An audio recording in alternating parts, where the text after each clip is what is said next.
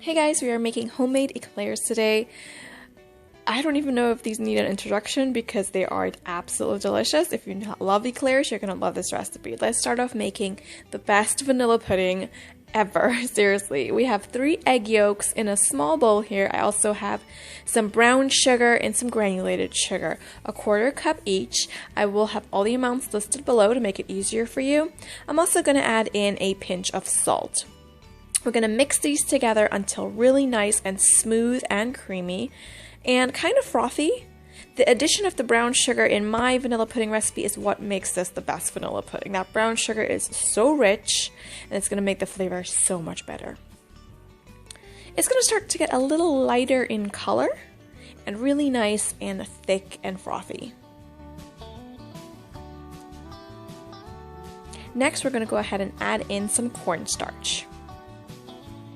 Go ahead and add in the cornstarch and mix the cornstarch in really well until it is really incorporated. So it's going to look like it's not going to mix together really well, but just work it in and it will be nice and smooth.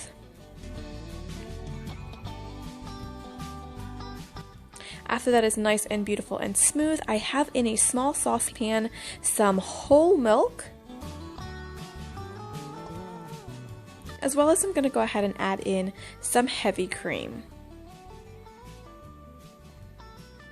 You want your heat to be on about medium low to low. We're going to wait a few minutes for this milk and cream to heat up, just to warm up a little bit. I can start seeing little tiny bubbles form around the sides.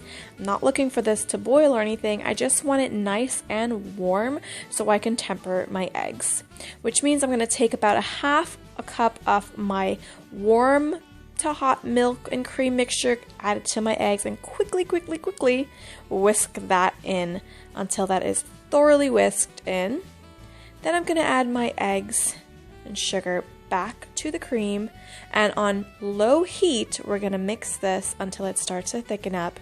Should take about 2 to 3 minutes, maybe a little bit longer depending on your stove. With a gas burner it takes a lot faster. We're going to mix that until it thickens up really nice and lovely. You want to keep stirring it because once that cornstarch starts to come to a boil and activate, it's going to thicken up really quickly and it could get clumpy on you. We're going to take it off from the heat, and you want to make sure and strain this through a sieve here. So any lumps, we just get rid of that so we have a nice, smooth vanilla pudding. After I've added it to a bowl and restrained it, I'm going to add in some unsalted butter diced up into small cubes, as well as I'm using a vanilla bean. You can use vanilla extract or vanilla bean paste, but the vanilla bean is going to give you that nice little speckles of vanilla throughout in a stronger vanilla flavor. Mix that really well. I'm transferring it over to a smaller bowl because we will be chilling this. And look at that goodness. Oh my goodness, creamy. So good. So good. Cover this with cling wrap. Make sure that cling wrap is touching the vanilla pudding. Place it in the fridge for 2, 3, 4 hours until you're ready for it so it's nice and chilled. In a small saucepan here, I have some granulated sugar as well as some cocoa powder. To that, I'm going to add a little tiny dash of salt as well as some unsalted butter. I'm going to turn my heat on at this point to about medium low, and I'm going to wait for that butter to start to melt. We are now making our fudge frosting. As that butter starts to melt, we're going to incorporate it throughout everything, mix everything really well so it becomes a nice chocolatey paste. After it's melted, we're going to add in some whole milk. Mix that really well until everything is incorporated and there are no lumps. It's a nice smooth mixture. You want your heat on medium low to low, again depending on your burner. After that is nice and smooth and creamy, I also added in some vanilla extract. And now we're going to go ahead and wait for this to come up to a boil and let it boil for about 2 to 3 minutes, stirring every 15 seconds or so. We really want that to boil. We want it to reduce so it becomes into a beautiful fudge-like consistency. After 2 to 3 minutes, you should see how it's beautiful, it's thick, it's luscious. It's gonna be good. It's gonna be good. After about 2 to 3 minutes of boiling, I'm going to go ahead and add it to some powdered sugar in a bowl here. Add that amazing fudge sauce that we just made. Mix it together until really nice and smooth. Now this has to also set for about 4 hours in the refrigerator so it's really nice and chilled. That's why I started my custard as well as my fudge frosting first. Now let's move over to our pâte à choux dough. In a saucepan here, I have 1 cup of water. To that, I added in 1 stick of unsalted butter. My heat is on medium, and I'm going to wait for that butter to melt down. While that's melting, I'm going to go ahead and add in some granulated sugar, as well as some salt. Gonna mix that butter around, kind of help it to melt down a little bit. And once that's fully melted, we're gonna add in 1 cup of all-purpose flour. Start to incorporate that right away and just mix until it becomes kind of like a dough.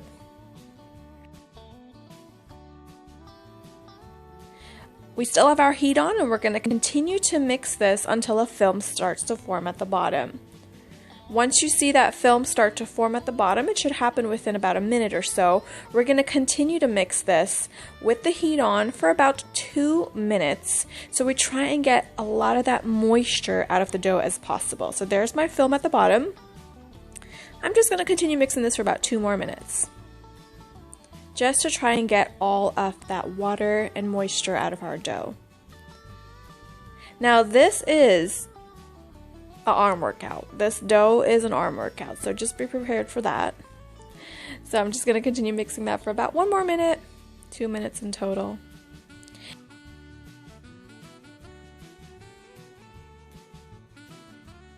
So after we've gone ahead and just mixed that for about 2 minutes, I'm going to turn my heat off, and I want this to cool in my saucepan for maybe 2 to 3 minutes. And while that's cooling in my saucepan, we want to get everything ready so it's nice and easy. First, you want to preheat your oven to 375 degrees. You want to make sure your oven is preheated for a good 15 minutes before you put them into bake. As well as I have a piping bag here with a tip on it.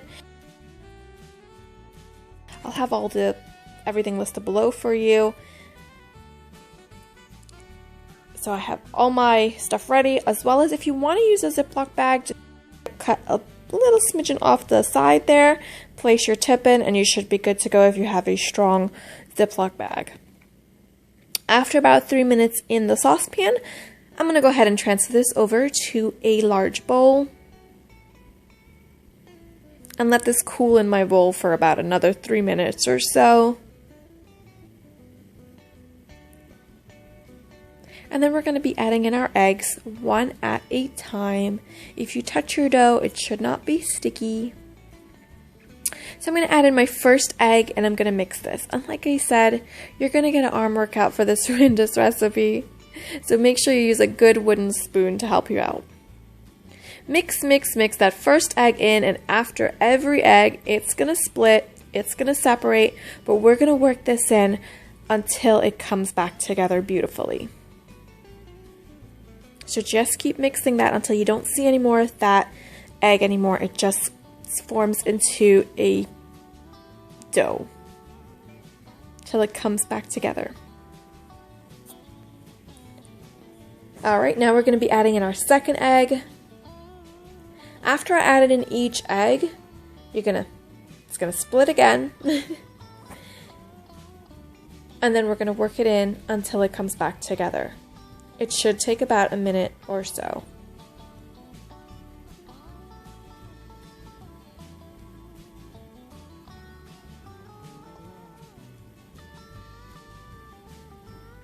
Keep on mixing, you're gonna get an arm workout, but you know what?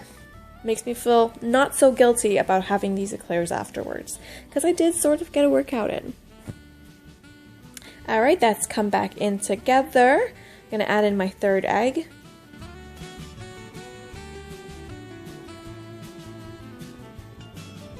Mix that in really well.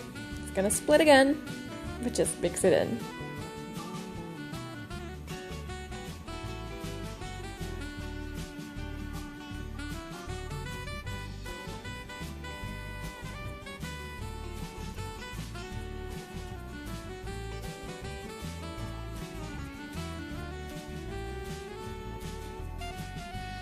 All right, that's come back in there. I'm not seeing any more of that kind of slimy texture that you get when it separates.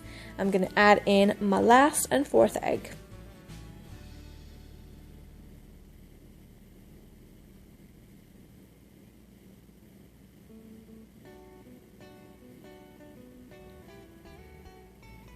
And we're going to mix that in. Now after we've added in that fourth egg, of course it's going to split, and we're just going to mix it in until it comes together. After it's come together, you want to take about a good minute to really mix it all in completely, so we try and get some air worked into our dough. So now here I'm going to make sure and scrape the sides, and I'm going to take about a minute or so and really get in there and mix this as best as I can to try and get some air in there and incorporate everything really well. This is going to help you with your riser for your puff.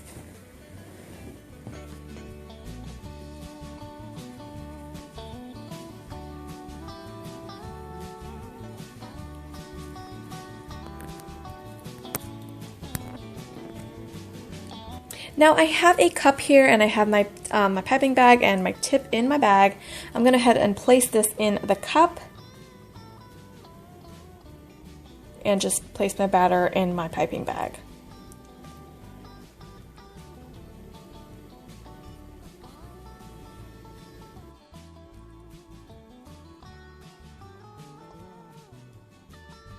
And we're going to push our batter down little by little until it reaches the bottom.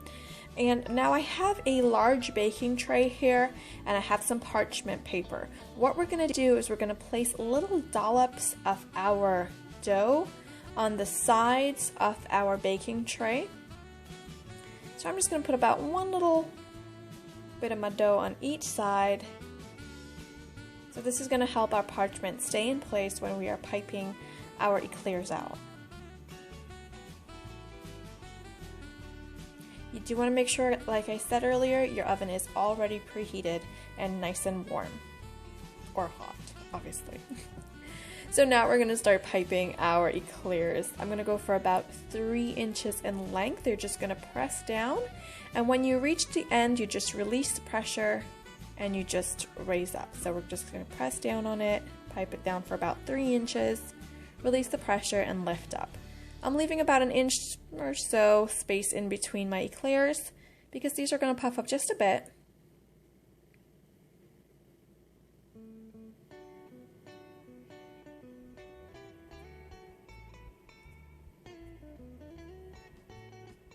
I'm just going to pop these in the oven for about 30 minutes or so until nice and golden brown. I was also making some puffs with these. Now notice I did not place any egg wash on my eclairs or my puffs, and that's because I feel like sometimes it browns too fast with the egg wash, but leaving it without an egg wash, it gets the perfect amount of time for baking. It should have a nice golden brown crust top and bottom, and if it starts to deflate, pop it back in the oven for another 5 to 10 minutes for extra baking time, but it should take about 30 to 35 minutes.